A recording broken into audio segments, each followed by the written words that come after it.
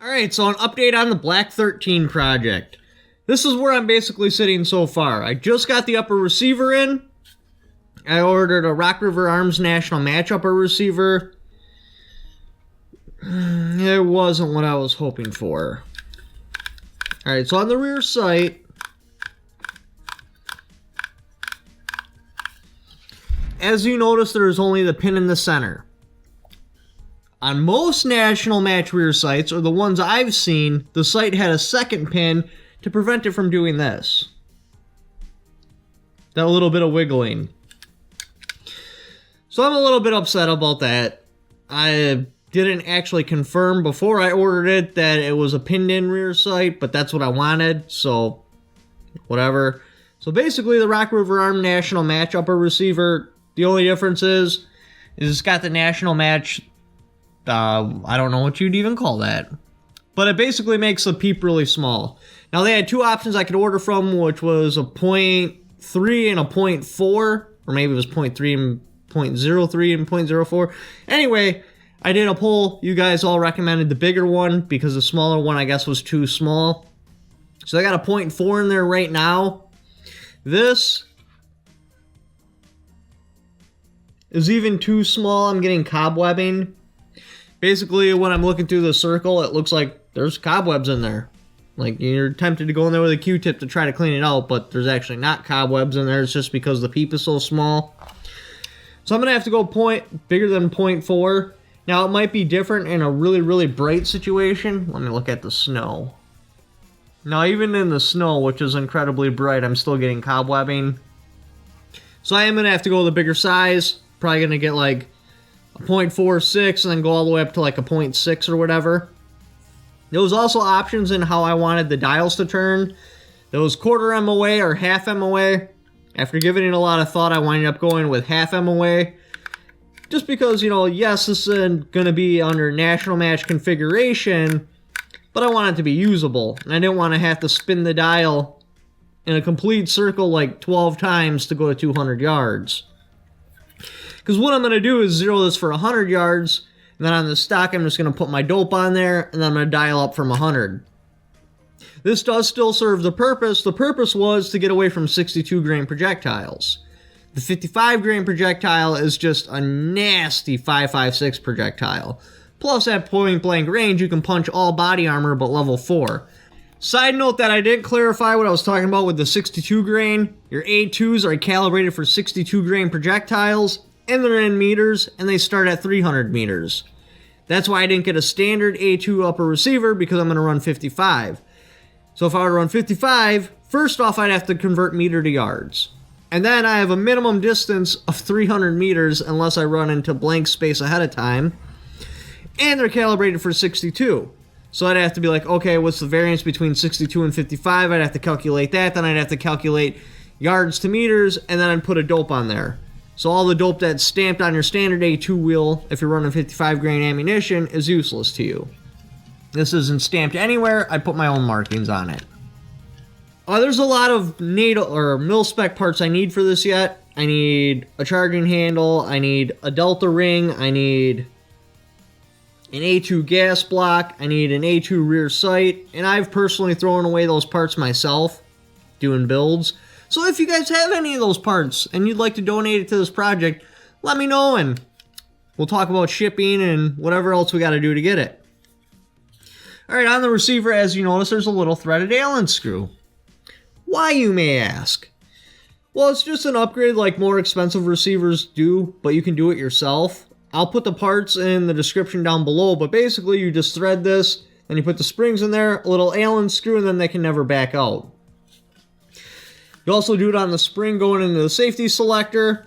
It's kind of a cool little upgrade. I mean, is it really that necessary? No. And if it's a straight up like go-to-war rifle, I probably wouldn't do it because it's a liability. You know, what if the screw gets stripped out or something like that? You actually want it so when you pull this stock off, the parts come off. But if you'd like to, if you're building a rifle and it's not like a straight up go-to-war rifle, I do recommend doing that because it keeps your low receiver all together. Even if I were to pull the pistol grip off, my spring for the safety selector would stay in there. As you notice, I have the stock off, but my spring is still in there. for my detent. Normally that would not happen. The spring would fall out, the detent would fall out. It's just kind of cool. The little receiver, I'll have a link in my Facebook page and on my gun streamer. Unfortunately, I can't run that on YouTube. I had to assemble this little receiver. One of the tools you should really think about getting if you're going to assemble receivers is this kind of pliers. Notice how the jaw does not pivot. It moves straight like a press. It makes pushing in these pins a cinch because it moves in a straight line. Normally you grab a pair of pliers, and because the jaw is angled, the pliers like to slip off of the pin, and it can make it kind of tough. Again, there will also be a link to this in the description. The next part that makes installing it really easy is this punch right here. Notice how it's cut out. That's for laying flat on the receiver. Like that, for driving that pin home. So you can get a straight angle, and the odds of you slipping off are very poor. I also got the handguard in. This is actually a free-floated handguard. This goes on like this. This is actually 2 parts right here. And then your barrel would go in there, or your barrel extension. And then notice this tube right here. It allows you to use your A2 style handguard without touching the barrel.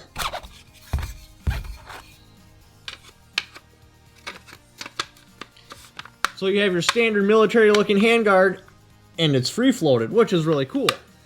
And when you're looking for accuracy, a free floated handguard is very important because otherwise it screws the barrel harmonics. Like let's say this wasn't free floated. If I were to hold here, it will shoot different if I were to hold here, which will shoot different whether if I were to hold here.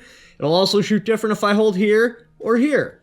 It'll shoot different if I rest something on it. When it's free floated, it always shoots the same. Plus I could run a bipod on here. Without a free floated handguard, if I ran a bipod on there, it'll shoot different when I'm on the bipod and when I'm off the bipod. So it's kind of cool. This was a little bit pricey, but I think it was worth it. I mean, we'll see what kind of accuracy it yields. That'll be the real question, if it was worth it or not. I think it will be. Now, because I don't have the rear sight pinned in, which I'm really kind of down about that, I was leaning towards a stainless steel barrel because I can buy accuracy out of a stainless steel barrel a hell of a lot cheaper than I can buy accuracy out of a chrome line barrel. And the whole point of a national match rifle is eliminating variables. And this better be the truest surface I've ever run into, otherwise I'm just going to straight up start swinging, because that's another very important part of a national match rifle. I would even like it if this was a little bit smaller in diameter to where I had to heat it up with a torch to set the barrel in there, and I didn't have to bed the barrel. But those are things we'll discover later on.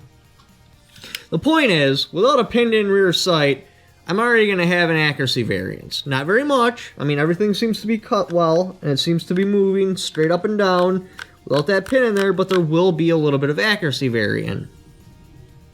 So I'm definitely going with a chrome line barrel with this one. I'm probably going to go with a Wyndham Weaponry 20-inch barrel, because I messaged them privately, and they said they cut their barrels to a match spec. And I'm only looking for less than 2 MOA, because that's the point of this rifle. Be able to smash melons between 300 and 500 yards. You'll have to watch my other videos for explanations. So definitely going with the chrome line barrel. But it's coming along.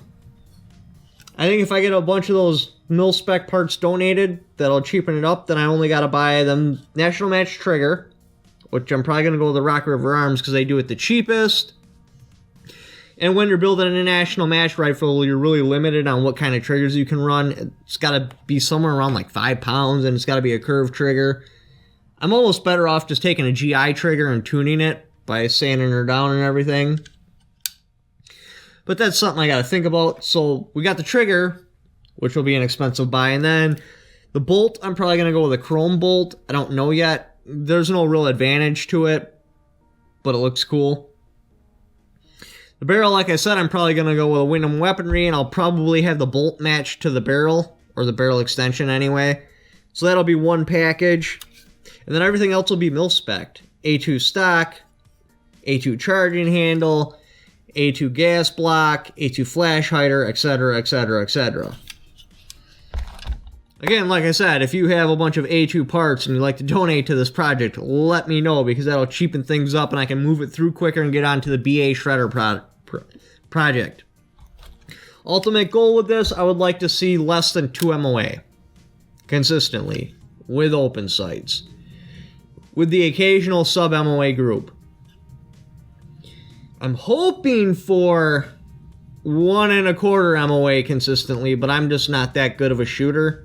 I suspect it'll probably hover around 2 with sub MOA groups, but we'll find that out in the future. So anyway, thank you for watching. Don't forget to hop in the comments and click on those affiliate links, because I get a little kickback for it. If you'd like to check out my other videos, this is the original video that I posted with this setup, and just another playlist I'll randomly select. Don't forget to subscribe.